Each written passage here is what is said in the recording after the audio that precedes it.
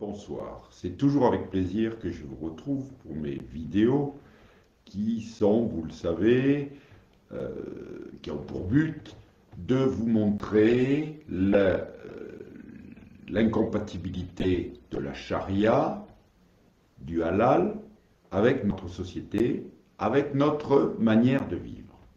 Alors, je vais illustrer, vous savez que j'illustre avec des exemples pris dans l'actualité, et je vais illustrer mon propos de ce soir par trois affaires qui se télescopent cette semaine, dont je vais vous parler de la teneur, et qui illustrent parfaitement mon propos et tout ce que je vous dis depuis des années par le biais de ces vidéos.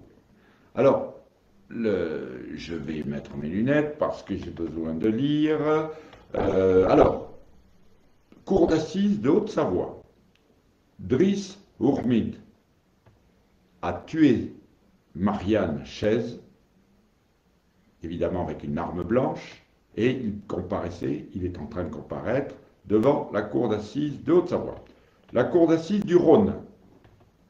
Hichem, je ne connais pas son nom de famille, c'est son prénom. Hein, donc ce n'est pas un prénom, disons, chrétien, semble-t-il. Il a assassiné sa compagne sauvagement. Sa compagne qui s'appelait Laura. Cour d'assises de l'Ain, Mamadou Diallo a tué, pour des raisons qui restent encore mystérieuses, qui seront peut-être élucidées devant le tribunal, Catherine, qui était enceinte et qui était mère de 2 enfants. Alors, qu'est-ce que cela signifie, chers amis? Alors, vous savez, quand on vous parle de féminicide,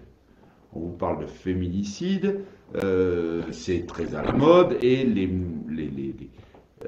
les associations féministes mettent la responsabilité de ces féminicides qui ont considérablement augmenté sur la population mâle d'une manière générale. Et je vais vous expliquer, parce que ça s'explique de façon parfaitement logique, grâce justement à ce qu'on peut constater, à savoir que c'est commis principalement par des gens qui sont de culture musulmane.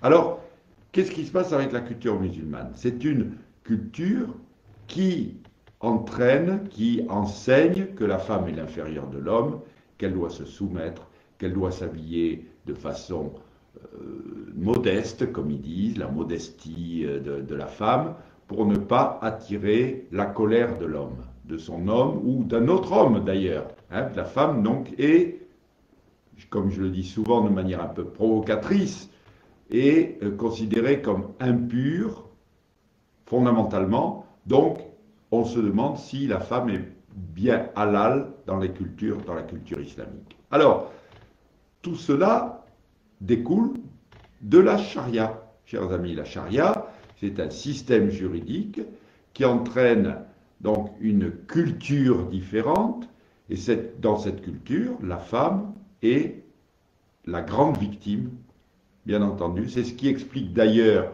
en grande partie l'obscurantisme des sociétés islamiques qui restent dans un sous-développement qui est ontologique, si j'ose dire, qui est dans sa nature.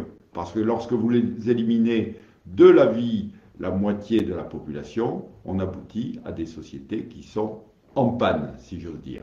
Alors voilà, si vous voulez, grâce à l'actualité, si on analyse de façon logique, sans esprit de système, mais avec donc rationalité, on peut en tirer que les codes culturels des personnes musulmanes qui vivent sur notre sol et qui viennent en masse venant de cette culture amèneront fatalement des drames comme celle-là.